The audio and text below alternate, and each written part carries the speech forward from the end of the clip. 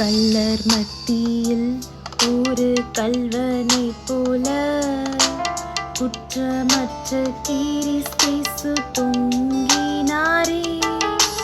கள்ளர் மத்தியில் ஒரு கள்வனை போல குற்றமற்ற கிறிஸ்து தொங்கினாரே.